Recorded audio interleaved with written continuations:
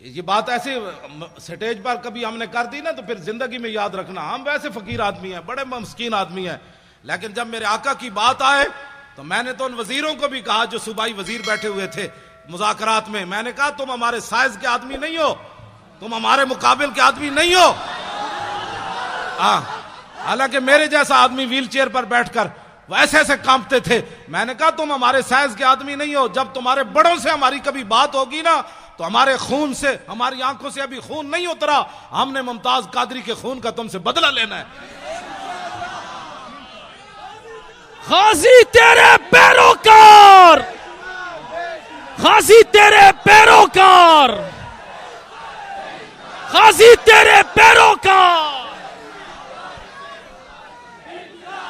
توجہ، میں نے ایسے ہی ان سے بات کی، بالکل ایسے جس طرح وہ سامنے بیٹھا ہوا تھا۔ تو زعیم قادری وہ وزیر ہے، تو میں نے کہا شاہ جی آپ کو پتہ ہے کہ جس کو آپ قائد مانتے ہیں وہ مرزائیوں کو اپنا بہن بھائی کہتا ہے؟ کہا کہ نہیں ہے یہ بات، کہیں نہیں، آپ ایسے باتیں کر رہے ہیں۔ میں نے کہا دکھاؤ اس کو کلپ۔ وہ جب کلپ دکھایا تو شاہ جی کو ایسے کہے آنی شروع ہو گئی، منہ پر ایسے کپڑا رکھ کے لیٹرین کی طرف بھاگے۔ انہوں نے کہا ایسی بات اس نے کی ہے کہ مرزائی ہمارے بہن بھائی ہیں۔ شاہ جی کو نہ ایک ان کا چہرہ اتر گیا۔ تو میں نے کہا شاہ جی آپ کیا باتیں کرتے ہیں؟ آپ کو پتہ ہے کہ آپ نے 1400 سال تاریخ ہماری مسخ کی ہے، آج تک حضور کی عزت پر پہرا دینے والے بڑے بڑے بادشاہ آئے، بڑی بڑی حکومتیں آئیں، جب حضور کے غلام کی بات آئی انہوں نے کہا یار جانے دو، اس کا تو مسئلہ ہی اور ہے، اس کا تو مسئلہ ہی اور ہے، اس کا تو مسئلہ ہی اور ہے۔ فقہی جزیات بیان کرتے ہو، ہم نے فقہ نہیں پڑھی، امام احمد رضا نے فقہ نہیں پڑھی، پیر میر علی شاہ نے فقہ نہیں پڑھی، غازی علم الدین کے مسئلے میں پیر میر علی شاہ فقہ نہیں پڑھی، سید دیدار علی شاہ فقہ نہیں پڑھی۔ جو جنازہ پڑھانے آیا اس کو چاہیے تھا، وہ کہتا ہے اس لڑکے نے قانون ہاتھ میں لیا، لیکن شاہ جی جنازہ پڑھانے کے لیے مصلی پر کھڑے ہو گئے، ایسے جب نگاہ اٹھائی تو 6 لاکھ بندے اس وقت موجود تھے۔ شاہ جی نے جب ایسے نگاہ کی تو غش کھا کر نیچے گر گئے، جب ہوش آیا تو روتے رہے، یا رسول اللہ ساری زندگی حدیث پڑھائی، قرآن پڑھایا، جمعے پڑھائے، حج کیے، یا رسول اللہ کبھی خاک میں بھی دیدار نہیں، خواب میں بھی دیدار نہیں کرایا، تو آپ بنفس نفیس اس کے جنازے میں تشریف لے آئے۔ آپ تم 1400 سال ہماری تاریخ مسخ کرو اور کہو کہ مولوی خادم امن سے بات کرے۔ امن سے بات تو تب ہے تم نے میرے گھر میں حملہ کیا، تم نے میری 3 لائبریریاں توڑی۔ نہیں، میرے 14 سال میرا بیٹا ہے، وہ ہے بھی سکا سا، اور اس کو تم نے مارا، کان پکڑائے رکھے، اس کے جناب آگے سے بھی جناب بوٹ مارے، اس کے آگے سے بھی پیچھے سے بھی اسے کان پکڑایا، گالیاں تم دیتے رہے اس کو۔ میں خوش ہوں تم نے گالیاں دی، اس لیے کہ مولوی خادم نے کوئی ڈکیتی تو ماری نہیں، ہاں مولوی خادم نے کوئی ہیرون تو کھیلی نہیں، مولوی خادم نے کوئی ملک تو بیچا نہیں، ملک تو لوٹا نہیں۔ میرے بیٹے کو مارنے کی صرف وجہ یہ تھی کہ تاکہ اولاد تو آخر اولاد ہوتی ہے، بندے کو بزدل بنا دیتی ہے، تو اس کو اتنا مارا کہ مرنے کے قریب جب پہنچا تو کہا آپ دفع ہو جاؤ، اور اس کو اتنا، میں پھر بھی خوش ہوں، پھر مارو، میں جو حاضر ہوں، اس کو کیوں مارتے ہو؟ میں جو تقریریں میں کرتا ہوں، مجھے پکڑ کر مارو، مجھے گھسیٹو، تم نے گھسیٹا بھی ہے، لیکن اس کے باوجود آج تک میں خوش ہوں کہ اس لیے کہ مجھے رسول اللہ کے نام پر گھسیٹا گیا۔ توجہ، نہیں، کیوں ماریں گے غازی؟ کیوں ماریں گے یہ غازی؟ ان کے باپ کا ملک ہے۔ لبیک یا رسول اللہ، لبیک لبیک لبیک یا رسول اللہ، لبیک لبیک لبیک یا رسول اللہ۔ بیٹھے بات سنیں، بات میں ختم کرنے لگا ہوں، آپ سے اتنی باتیں ہیں۔ کیوں مارے؟ یہ نعرہ بالکل نہیں لگانا، ہم اپنے بچوں کو پالے اور یہ مارتے رہیں، کیوں مارتے رہیں؟ تو کتنے غازی ماریں گے؟ کیوں مارے یہ کتنے غازی؟ ابھی تو ایک کا ہم نے حساب لینا ہے۔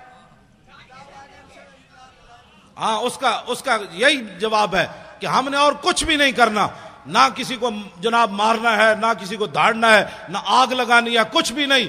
اب لبیک کہتے کہتے آپ تخت پر جا کر حضور کے دین کو بٹھا دیں، بس سبحان اللہ۔ بس یہی غازی صاحب کے خون کا بدلہ ہے، یہی مولوی خادم کی پگڑی اتارنے کا بدلہ ہے، یہی میرے گریبان پکڑنے کا مطلب ہے، یہی مجھے ہتھکڑیاں لگانے کا یہی جواب ہے کہ بچوں یہ سارا کچھ ہم نے اس لیے کیا کہ تاکہ حضور کا دین تخت پر آ جائے، بس بات ختم ہے۔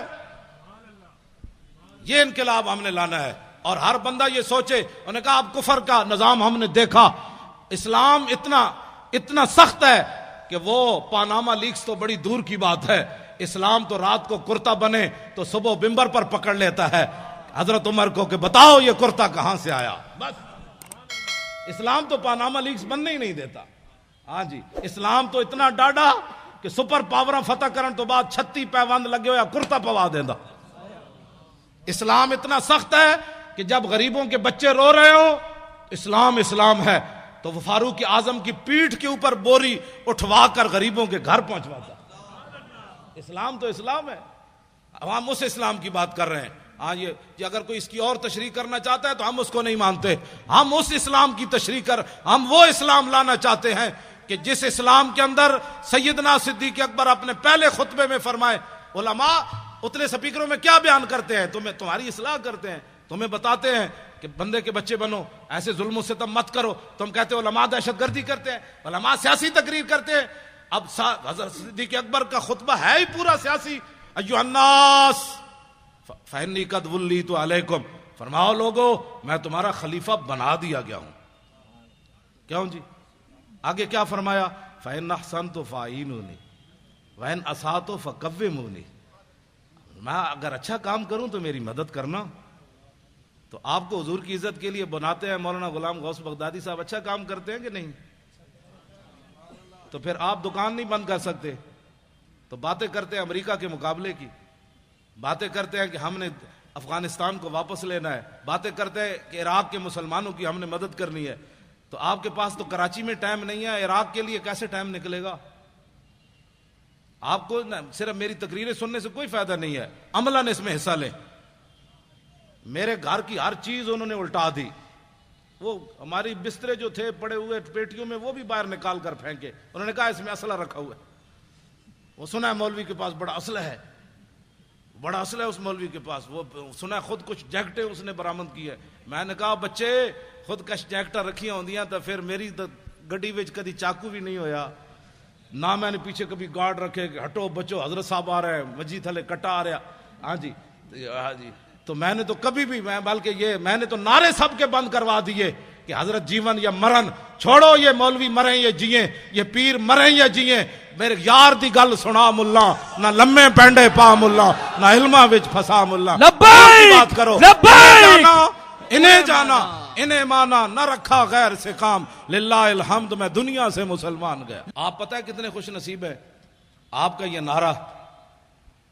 غزوہ حنین کے موقع پر میرے آقا و مولا نے جب بہت سارے لوگوں کو مال دیا نا، یہ توجہ سے بات سننی ہے، ایسے آپ کو ساری زندگی نشہ رہے گا کہ ہم جو نعرہ لگا رہے ہیں اس نعرے کا اس کی تو قیمت ہی کوئی نہیں.